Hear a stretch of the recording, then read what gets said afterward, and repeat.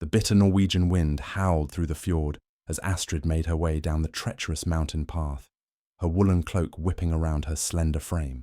The year was 847, and the harsh winter had driven most Vikings to seek shelter in their longhouses, but Astrid had urgent business in the lower valleys. Her village desperately needed medicinal herbs, and she was the only one brave enough to venture into the forbidden territories where such plants grew wild.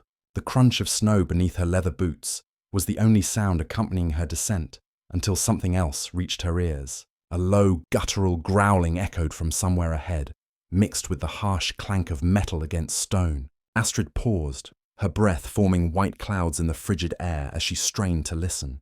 The sound was unlike anything she had heard before, both human and beast, filled with rage and desperation. Against every instinct screaming at her to turn back, curiosity drove her forward. The path curved around a massive boulder, revealing a sight that made her blood run cold. In a natural depression carved into the mountainside, a man was chained to the rock face. But this was no ordinary prisoner. His massive frame spoke of incredible strength, and his wild appearance suggested he was one of the legendary Berserkers, the feared warriors who fought with the fury of bears and wolves. The chains that bound him were thick as her wrist, forged from the finest iron and anchored deep into the living rock. His clothes were torn and bloodied, his long dark hair matted with dirt and ice. Brutal wounds covered his arms and chest, some fresh and weeping, others partially healed but still angry and red. The man's eyes, when they fixed on her, burned with an intensity that should have sent her fleeing. Instead, Astrid found herself stepping closer.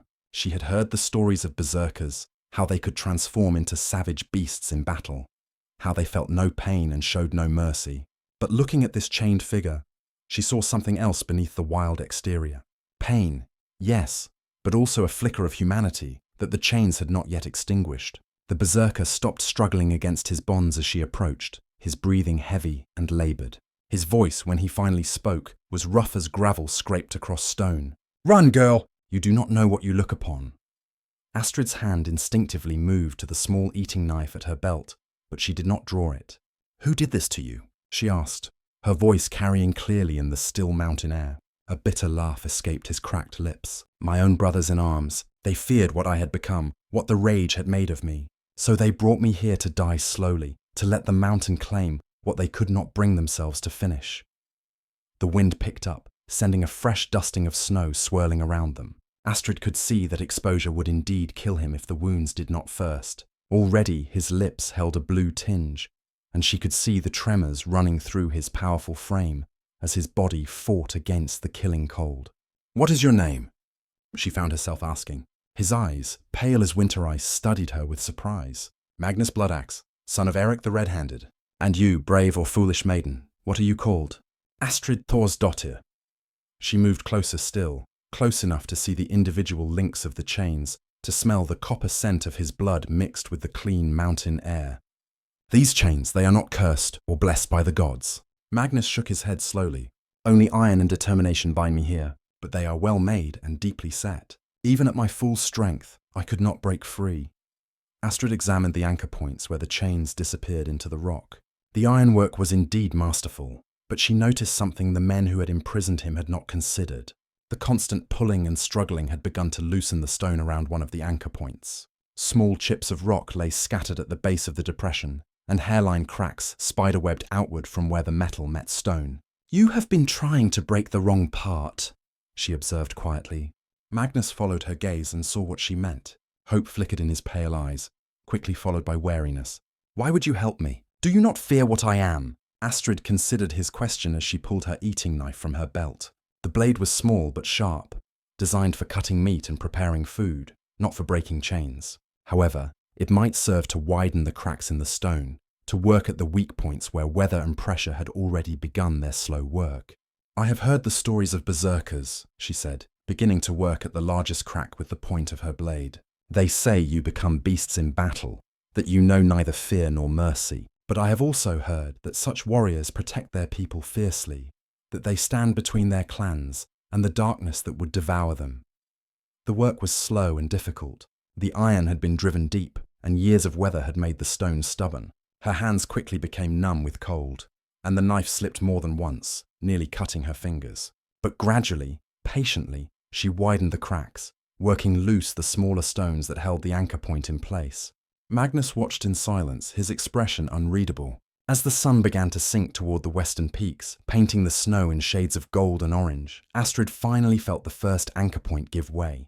The chain attached to his left wrist suddenly went slack, and Magnus flexed his freed hand, working feeling back into the numb fingers. With one hand free, he could reach the other anchor points. His strength, even weakened by cold and hunger, was far greater than hers. In minutes, he had worked the remaining chains loose, pulling them from the stone with grinding sounds that echoed off the mountain walls. For a long moment, Magnus stood flexing his arms and rolling his shoulders, working the stiffness from joints that had been held motionless for who knew how long. Then his pale gaze fixed on Astrid, and she saw something there that made her breath catch. Not the mindless fury she had expected, but a deep, burning gratitude mixed with something else she could not quite identify. "You have freed a monster, Astrid Thorsdottir," he said softly. "One that many would say should have been left to die in chains." Astrid met his gaze steadily. "Then I suppose we shall see what manner of monster chooses to do with such a gift." Without another word, Magnus gathered the chains that had bound him, coiling them over one massive shoulder like some grim trophy. Then he turned and disappeared into the growing darkness, leaving Astrid alone on the mountain with only the wind for company and the knowledge that she had just changed the course of both their fates. 3 days passed, like whispers in the Norwegian wilderness. Astrid returned to her village of Bjornholm with the precious herbs she had sought, but her mind remained fixed on the encounter with the chained Berserker. She had told no one of what transpired on the mountain, keeping the secret locked away like treasure in her heart.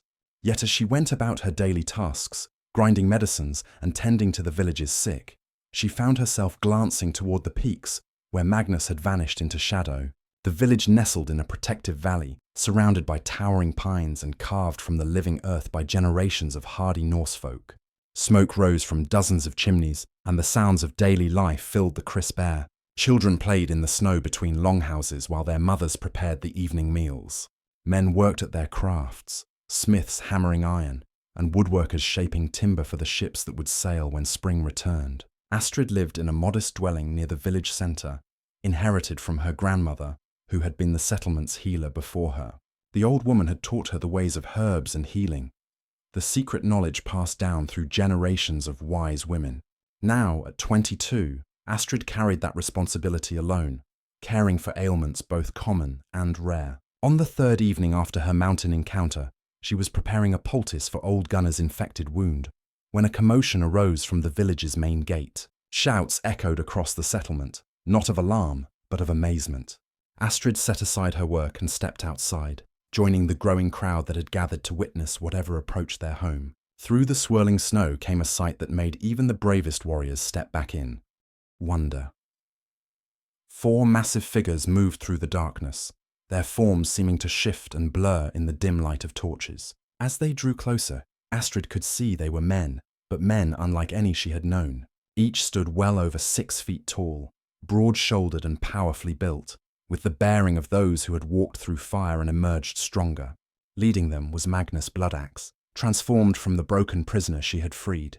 Gone were the torn rags and bloodied wounds. Instead, he wore fine mail and leather, his dark hair braided with silver wire, his pale eyes bright with purpose. The chains that had once bound him now hung across his chest like a badge of honor, worked into an intricate harness that spoke of both remembrance and defiance. Behind him walked 3 others, who could only be his brothers in blood and battle. The first was golden-haired and laughing, his joy infectious even in the cold night air. The second moved with the fluid grace of a hunter, his dark eyes missing nothing as they swept the village. The third was a giant even among these titans, his red beard braided with iron rings, his presence commanding respect through sheer physical power. The village elder, Thorvald the Wise, stepped forward with the cautious dignity of one who had seen many winters. "Strangers, you are welcome to our hearth if you come in peace. State your names and your business in Bjornholm." Magnus raised his right hand in the ancient gesture of greeting, his voice carrying clearly across the gathered crowd. "I am Magnus Bloodaxe, son of Eric the Red-Handed. These are my oath brothers, Bjorn the Joyful, Ragnar Shadowstep, and Tormund Ironbeard. We come seeking one among you, a woman of great courage, who showed mercy to a stranger in chains." Murmurs rippled through the crowd as curious eyes turned this way and that, searching for whoever might have earned such attention from these formidable warriors. Astrid felt her heart hammering against her ribs as Magnus's gaze found hers across the space between them. "Astrid Thorsdottir," he called out, his voice gentle despite its power. "Step forward, daughter of mercy. Your deed has not been forgotten." The crowd parted before her as if by magic, creating a clear path between herself and the four berserkers. Astrid walked forward with measured steps, her chin raised and her back straight despite the trembling in her knees. She had faced Magnus alone on the mountain, but here, surrounded by his warrior brothers and the watching eyes of her entire village, the magnitude of what she had done struck her with fresh force. When she stood before him, Magnus slowly removed something from a leather pouch at his belt. It was her eating knife, the small blade she had used to free him from his chains. But now it had been transformed. The simple iron had been replaced with gleaming steel, the plain wooden handle wrapped in silver wire and set with a single blue stone that caught the torchlight like captured starfire. "You lost this in your haste to help a stranger," Magnus said, offering the knife to her with both hands in the manner of presenting a sacred gift. "I have had it remade in the forges of the Mountain Kings, blessed by the old gods and strengthened with steel that will never dull or break." Astrid accepted the knife with wonder, feeling its perfect balance, and the subtle warmth that seemed to emanate from the blue stone. "You did not need to come so far just to return what I had forgotten." Bjorn the Joyful laughed, the sound like bells ringing across water. "Sister, you think too small. This is no mere return of property." Ragnar Shadowstep spoke next, his voice quiet but carrying easily in the still air. 3 nights ago, our brother was left to die like a rabid dog, abandoned by those who should have stood with him. You, a stranger, risked everything to show him kindness." Tormund Ironbeard's rumbling bass joined the chorus. "Such a debt cannot be repaid with mere gold or silver. It demands something more precious." Magnus stepped closer, his pale eyes holding hers with an intensity that made the rest of the world fade away. "Astrid Thorsdottir, by the old laws and the ancient ways, you have claim on my life. I offer you a choice. Name your price for the freedom you gave me, and it shall be yours. Gold, jewels, lands, protection for your village, whatever your heart desires." The gathered villagers held their breath, sensing they were witnessing something momentous. Astrid looked at the transformed knife in her hands, feeling its weight both physical and symbolic. She thought of the broken man she had found chained to the mountain, of the desperate courage it had taken to free him, of the 3 lonely days wondering if she would ever see him again. When she raised her eyes to meet his, her voice was steady and sure. "I ask for nothing but your friendship, Magnus Bloodaxe. The chains that bound your body are broken, but I would not forge new ones of debt and obligation around your spirit." Silence stretched between them, profound and waiting. Then Magnus smiled, and it transformed his entire face from something fierce and wild to something almost gentle. "Then friendship you shall have, and more besides. But know this, healer of Bjornholm, we 4 are bound now by more than brotherhood. We are bound by honor, by gratitude, and by the will of the gods themselves." He gestured to his companions, and they stepped forward as one. "Accept our protection, Astrid Thorsdottir. Accept our strength as your shield, and our steel as your guard. For as long as breath fills our lungs and blood flows in our veins, no harm shall come to you or yours." The 4 warriors knelt in the snow before her, an act that sent gasps through the watching crowd. These were not men who bent the knee easily, yet here they were, offering their service to a village healer who had shown kindness to a stranger. Astrid felt the weight of destiny settling around her shoulders like a cloak. Whatever she had begun on that lonely mountain path, it was far from finished. But as she looked into the faces of these 4 remarkable men, she felt no fear, only a growing certainty that her life had just taken a turn towards something extraordinary. The great hall of Bjornholm had never hosted such guests. Elder Thorvald had ordered the finest mead brought forth, and the village's best storytellers prepared tales worthy of such legendary warriors. Yet as the evening feast began, an undercurrent of tension flowed beneath the surface celebration. Word had spread beyond the village boundaries, and not all who heard it were pleased. Astrid sat at the high table beside Magnus, still marveling at the transformed knife that now rested at her belt. The blue stone seemed to pulse with its own inner light, and she could swear she felt warmth radiating from it, even through the leather sheath. Around them, the 4 berserkers had shed their battle-ready demeanor, becoming surprisingly gentle guests who shared stories of distant lands, and listened with genuine interest to the village children's eager questions. Bjorn the Joyful regaled a group of young warriors with tales of sea monsters and storm giants, his golden hair catching the firelight as he gestured wildly. Ragnar Shadowstep sat quietly in the corner, but Astrid noticed how his dark eyes constantly swept the room, cataloguing every face and every shadow. Tormund Ironbeard had challenged the village smiths to compare techniques, and the sound of their animated discussion about forge temperatures and steel folding carried across the hall. It was Magnus who first sensed the approaching danger. His head turned toward the great doors just as they burst open, admitting a blast of frigid air and three figures who brought winter's chill into the warm hall. The newcomers wore the colours and insignia of Jarl Eriksson, the regional lord whose lands encompassed a dozen villages like Bjornholm. The leader was a man Astrid recognised with a sinking heart. Olaf the Cruel, Eriksson's war chief, was known throughout the region for his ruthless enforcement of the Jarl's will. Tall and lean like a hunting wolf, he bore scars that spoke of countless battles and eyes that held no mercy. Behind him stood two of his most trusted lieutenants, both seasoned killers who had earned their reputations in blood. The hall fell silent as Olaf's gaze swept the room, finally settling on the high table where Magnus sat beside Astrid. A cold smile played at the corners of the war chief's mouth as he strode forward, his hand resting casually on his sword hilt. "So," Olaf announced, his voice cutting through the silence like a blade through silk. "The rumours are true. The mad dog Magnus has found himself a new pack," his eyes fixed on Astrid with unconcealed contempt. "And a new master, it would seem." Magnus rose slowly from his seat, and the temperature in the room seemed to drop several degrees. The other three berserkers shifted subtly, not yet reaching for weapons but clearly ready to move at an instant's notice. "Careful, Olaf," Magnus said quietly. "Your tongue runs ahead of your wisdom." Olaf laughed, but there was no humour in the sound. "My wisdom tells me that Jarl Eriksson is most displeased to learn that his former champion has returned from the dead, especially in such questionable company." Elder Thorvald stepped forward, his aged voice carrying the authority of decades. "These men are guests in our hall," Olaf Eriksson sworn.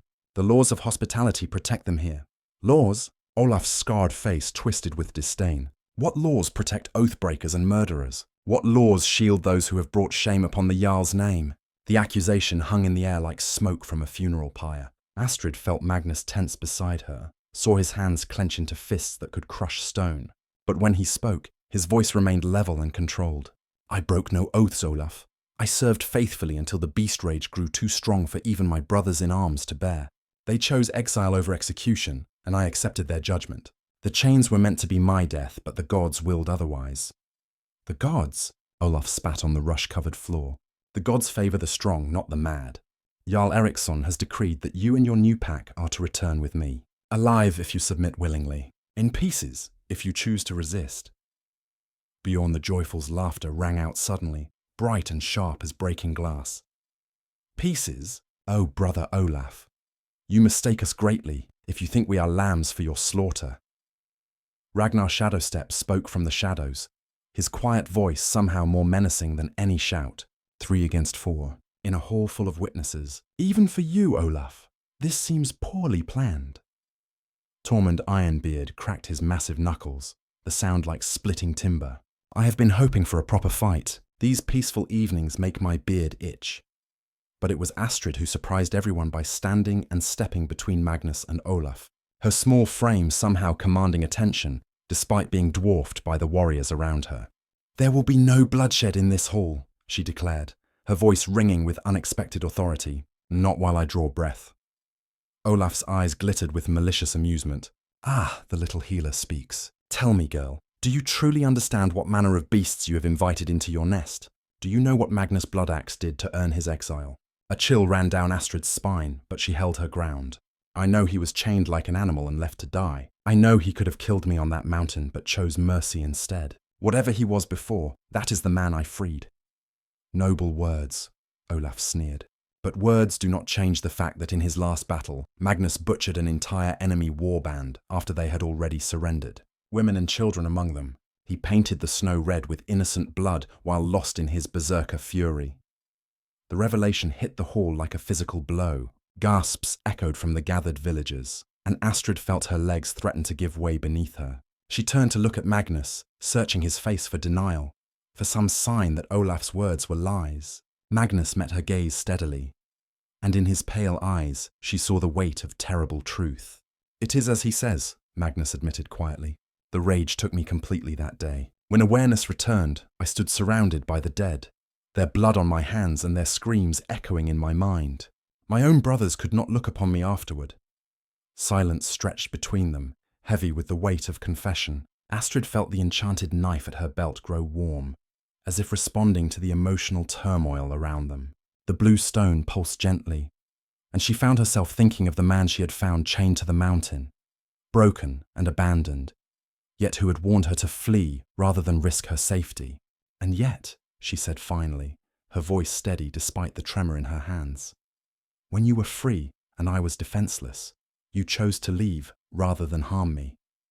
When you returned with power and brothers in arms at your back, you chose to offer friendship rather than demand service." She turned back to Olaf, her chin raised defiantly. "People can change. Redemption is possible for those who seek it. Magnus may have been a monster once, but monsters do not return lost knives wrapped in silver and blessed by ancient magic." Olaf's face darkened with rage. "Pretty speeches will not save any of you. Jarl Eriksson's will cannot be denied. You will come or you will die. Choose now." Magnus stepped forward, placing himself protectively in front of Astrid. "I choose to stand with those who showed me mercy when the world showed me none. If Eriksson wants us, he can come himself, rather than sending his dog to bark at better men." The insult struck home, and Olaf's sword cleared its sheath in one fluid motion. But before he could strike, the hall erupted into chaos. The four berserkers moved as one, not toward their weapons, but to shield the villagers from harm. Tables overturned as people scrambled for safety, and children's cries mixed with the shouts of warriors. In the midst of the confusion, Astrid felt the knife at her belt grow almost burning hot. The blue stone flared with brilliant light, and suddenly she could see everything with crystal clarity.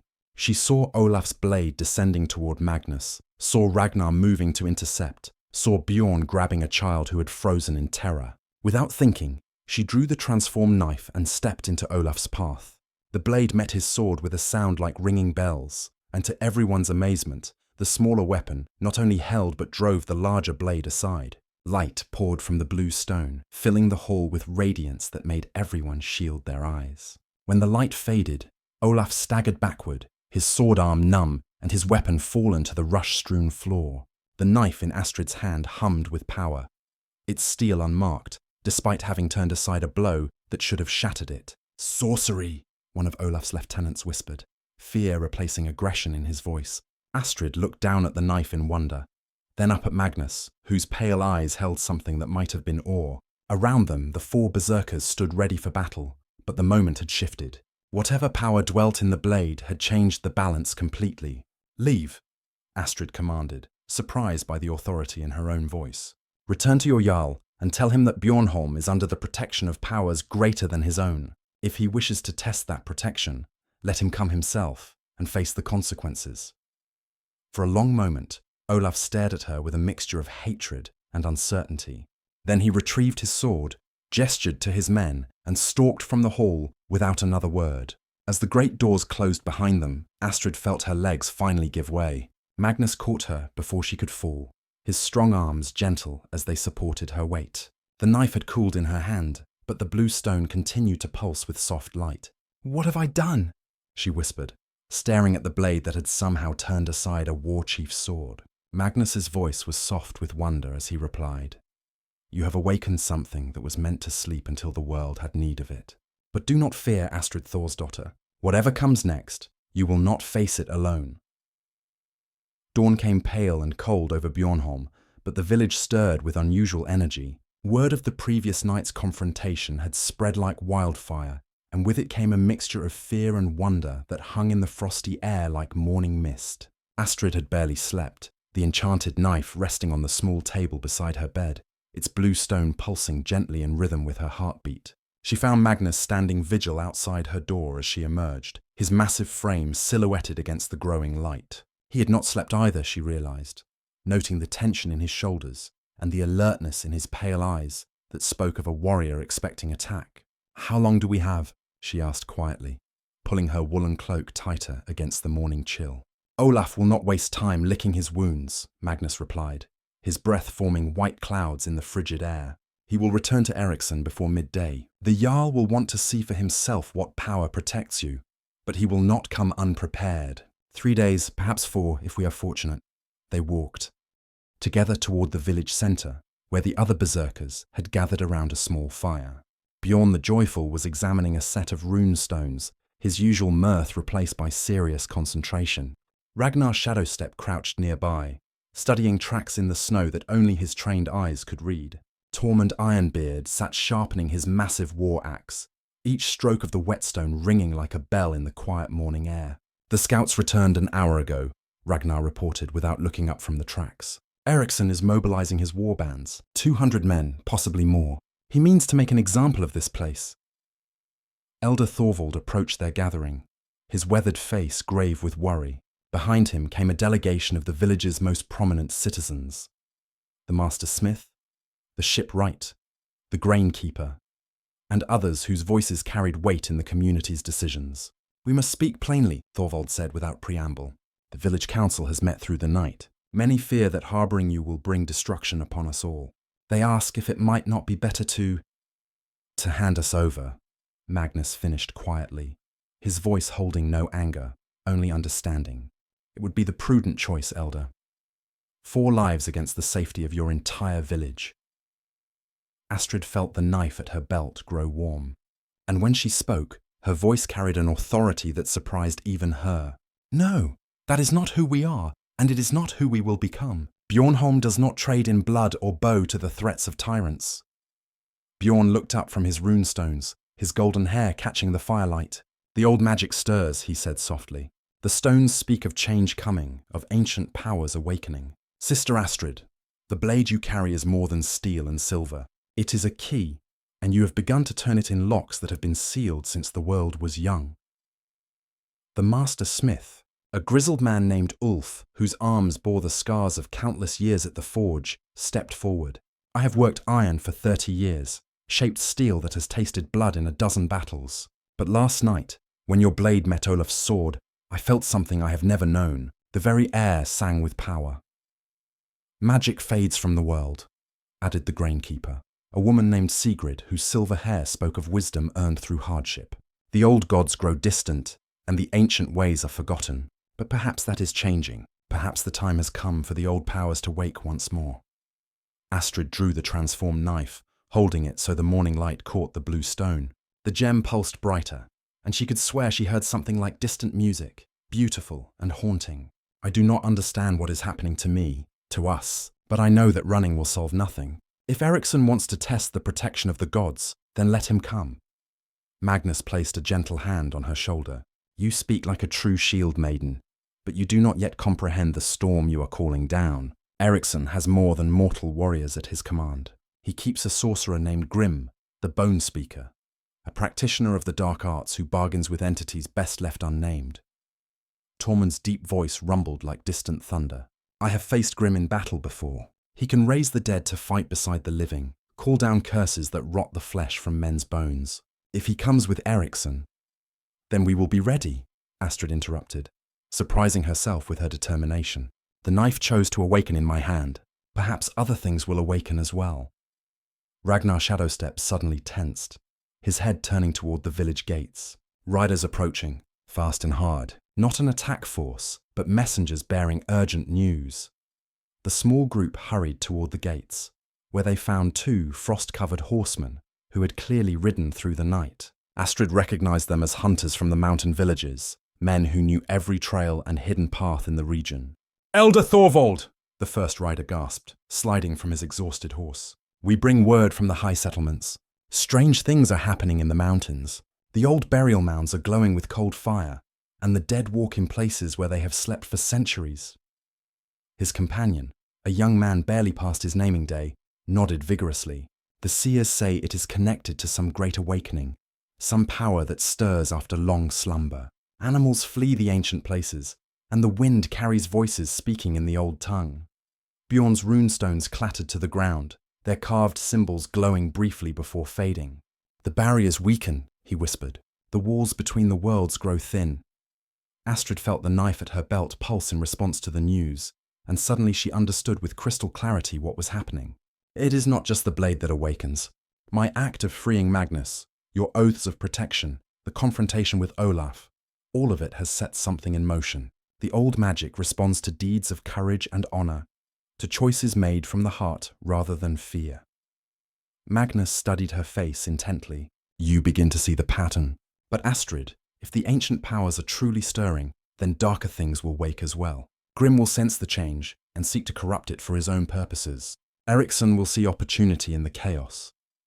Then we must be stronger, she replied simply. We must prove worthy of the trust the gods have placed in us. Elder Thorvald looked between the berserkers and the young woman who had somehow become their unlikely leader. What do you propose? How does a village of farmers and fishermen stand against sorcery and the walking dead? Astrid sheathed the knife, but kept her hand on its hilt. We do what our ancestors did when the world was young and the gods walked among mortals. We forge alliances, gather the faithful, and prepare to fight for more than just our lives. We fight for the right to choose our own destiny. She turned to address the gathered villagers, her voice carrying clearly in the crisp morning air. Send messengers to every settlement in the region. Tell them that Bjornholm stands ready to welcome all who would resist tyranny. Tell them the old ways are returning and those who remember honor will find sanctuary here. Tormund Ironbeard grinned, his red beard bristling with anticipation. A gathering of the clans, then. I like this plan. Let Eriksson come with his 200. We will show him what free men can accomplish when they stand together.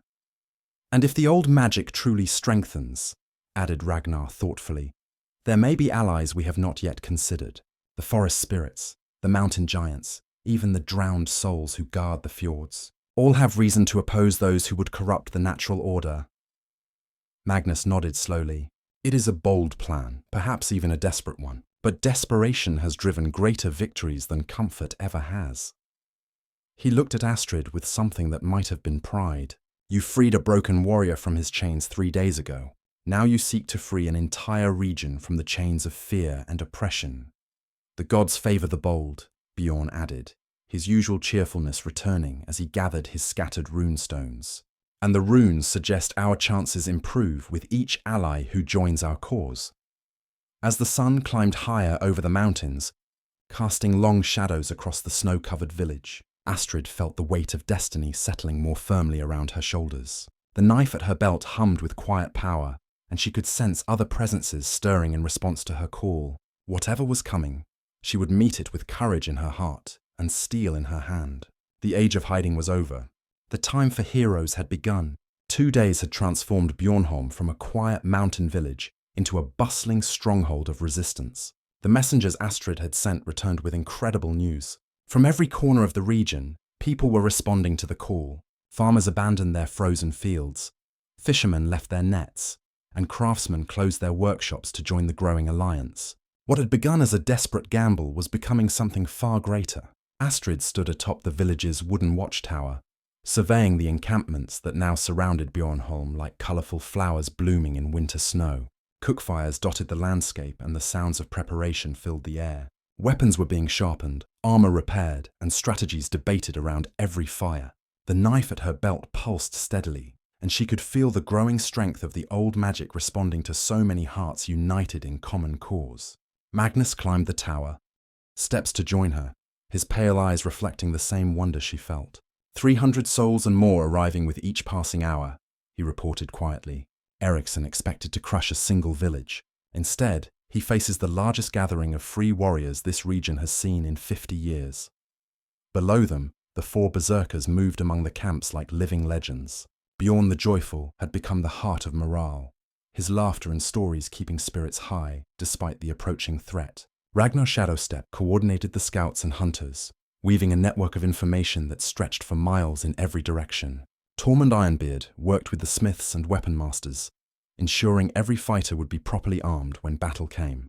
It is more than numbers, Astrid observed, watching a group of children from different villages play together in the snow while their parents prepared for war. Look at how they stand together, how they share food and shelter with strangers who were enemies only days ago. The old magic feeds on unity, on bonds forged in righteousness rather than fear. A commotion from the eastern approach drew their attention. A new group was arriving, but these were unlike the farmers and crafters who had come before. Tall figures moved through the failing light, their forms seeming to shift and blur at the edges. As they drew closer, Astrid gasped in recognition of what approached. The forest folk, Magnus breathed, his voice filled with awe. I had not dared hope they would answer the call. The delegation that entered Bjornholm was led by a woman whose ageless face bore the marks of ancient wisdom. Her hair was the silver green of winter pines, and her eyes held depths that seemed to reflect centuries of memory. Behind her walked others of her kind, beings who stood between mortal and spirit, guardians of the wild places where old magic still ran strong. Elder Thorvald met them at the village centre, his aged frame somehow seeming small beside these ancient protectors of the forest. The leader of the newcomers spoke in a voice like wind through leaves, her words carrying clearly despite their softness. I am Eirlis of the Deep Wood, keeper of the first groves and guardian of the old covenants. We have felt the stirring of powers long dormant, sensed the awakening of forces that were set to sleep when the world was younger. Her penetrating gaze found Astrid atop the watchtower. The blade bearer calls, and the forest answers. Astrid climbed down from the tower, her heart hammering as she approached these legendary beings. The knife at her belt grew warm, and the blue stone flared with gentle light that seemed to please the forest folk.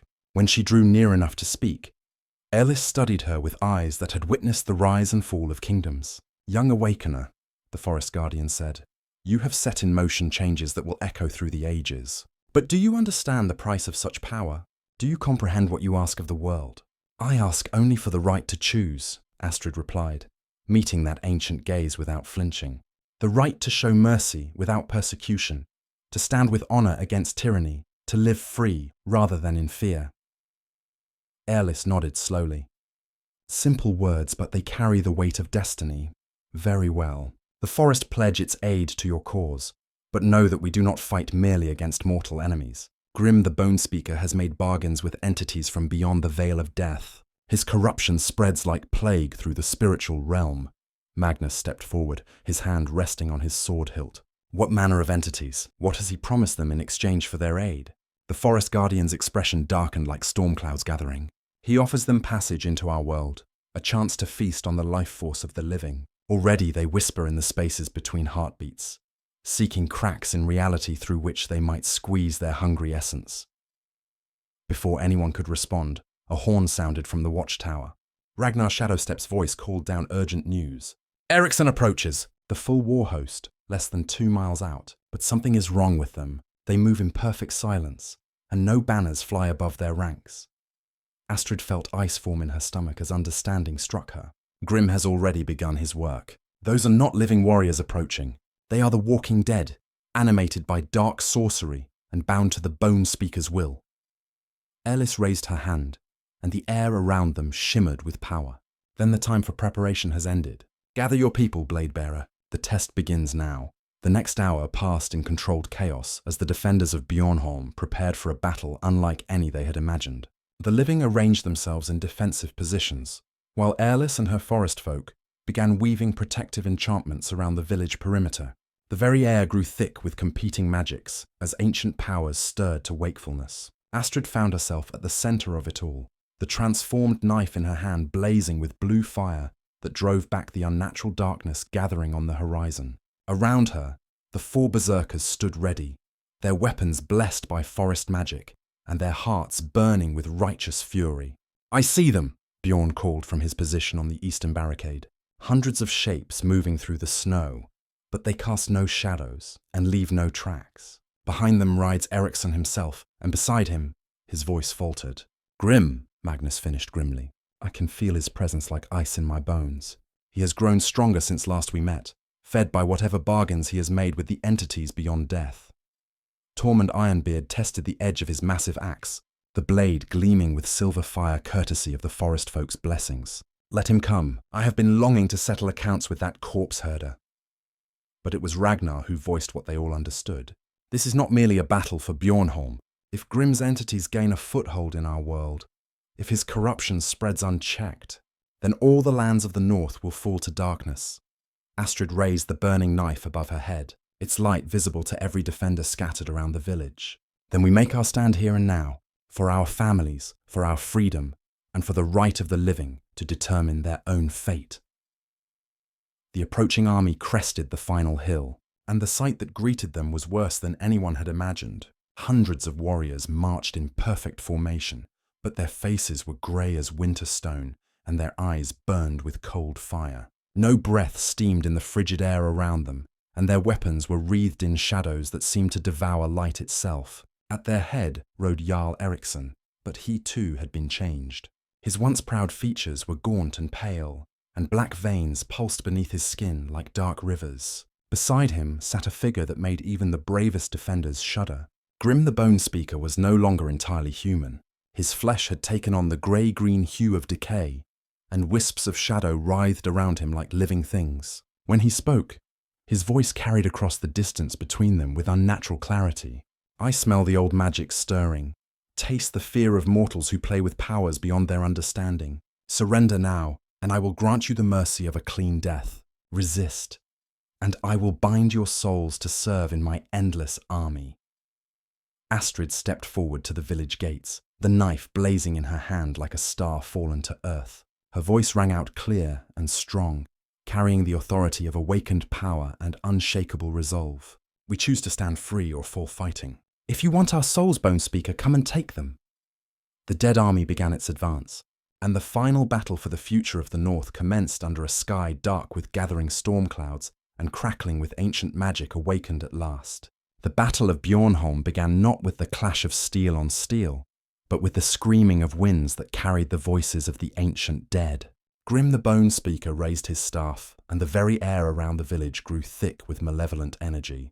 His army of reanimated warriors advanced in perfect silence, their cold eyes fixed on the living defenders who stood between them and their dark purpose. Astrid felt the transformed knife pulse with burning intensity, its blue stone flaring so brightly that shadows fled from her like living things afraid of the light. Around her, the defenders of freedom made their final preparations. Magnus and his Berserker brothers stood at the main gate, their weapons blessed by forest magic and their hearts filled with the fury of righteous warriors. The forest folk wove protective barriers around the village, their ancient power creating shields of living light that the dead could not easily cross. The first test came when Grimm's creatures reached the outer defenses. They struck the magical barriers like waves against stone, their shadow-wreathed weapons seeking gaps in the protection. Where they touched the forest magic, the very air hissed and steamed as opposing forces met and struggled for dominance. "The barriers hold for now," Erlis called out, her silver-green hair whipping in winds that carried more than mere winter cold. "But his corruption is strong. We cannot maintain this protection indefinitely." That was when Eriksson himself spurred his pale horse forward, his transformed features twisted with rage and unnatural hunger. "Enough games, Bone-speaker. Break their defenses, and let us feast on the living warmth that mocks us with its persistence." Grimm raised his staff higher, and the shadows around him coalesced into forms that hurt to look upon.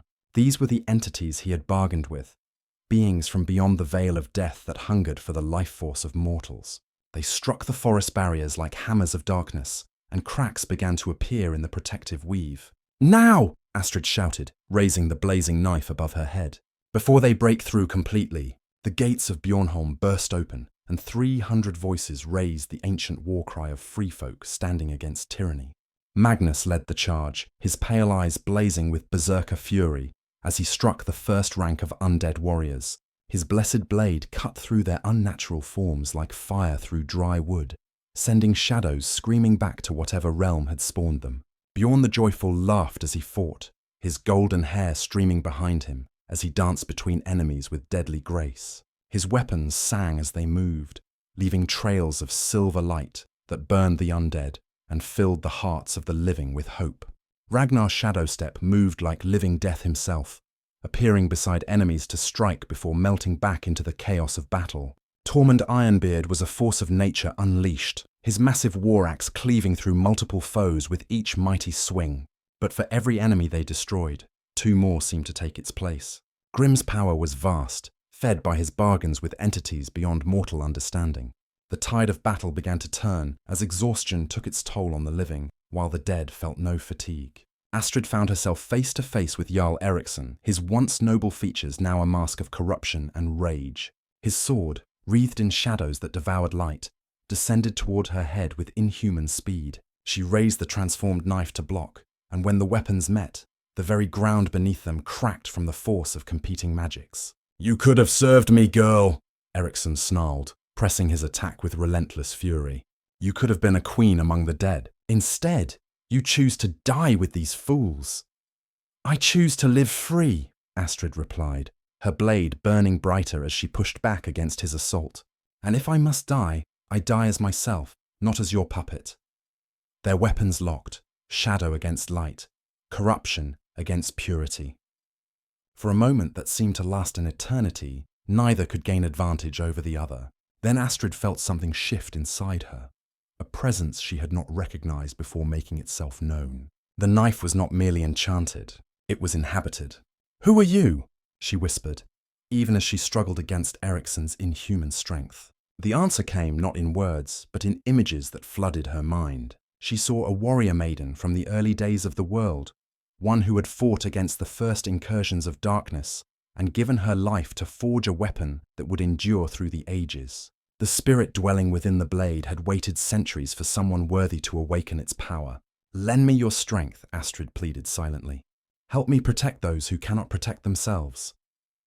The response was immediate and overwhelming. Power flowed through her like liquid fire, and suddenly she was no longer fighting alone. The spirit of the ancient warrior joined with her own, their combined will driving back Eriksson's assault with blazing light that made the corrupted Jarl scream in agony. Around them, the tide of battle began to shift once more. The living defenders, seeing their leader blazing with divine power, found new strength in their tired limbs. The forest folk poured their remaining magic into one final, desperate gambit, weaving barriers not just of protection, but of purification that began to cleanse the battlefield of Grimm's corruption. Magnus and his Berserker brothers carved a path through the undead ranks toward their true target. Grimm the Bone-speaker stood at the center of his army, his staff channeling energies that kept hundreds of dead warriors animated and aggressive. If they could reach him, if they could break his concentration.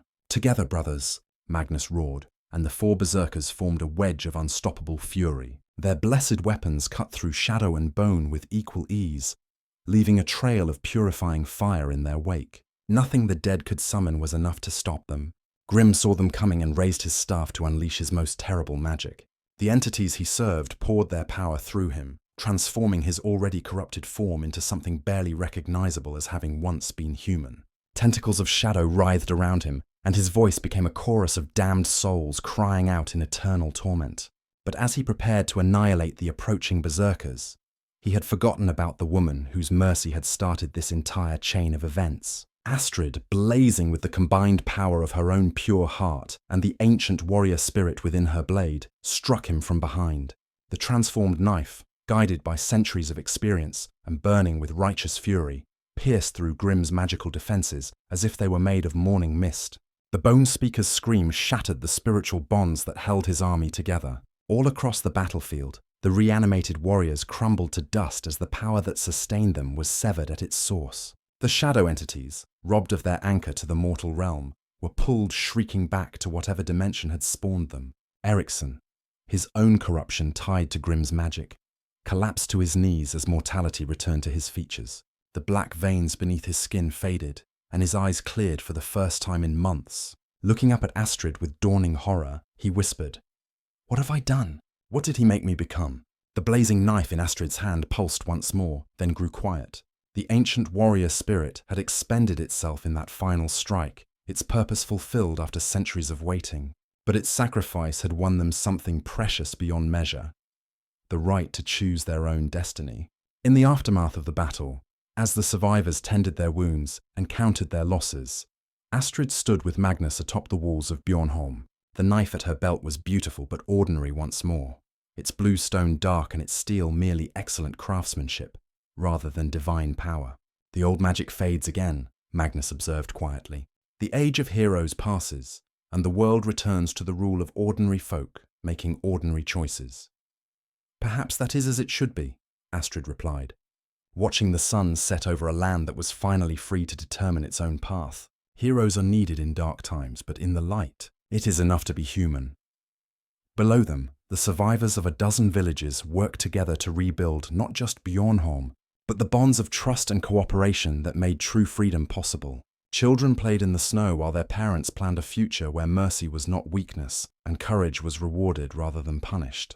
Magnus placed a gentle hand on her shoulder. What you began on that mountain path 3 days ago has changed everything, not through magic or divine intervention, but through the simple choice to show kindness to a stranger in chains. Astrid smiled, thinking of the broken man she had found and the 4 brothers who had become her protectors and friends. Perhaps that is the greatest magic of all, the power of one person's choice to make the world a little better, one act of mercy at a time.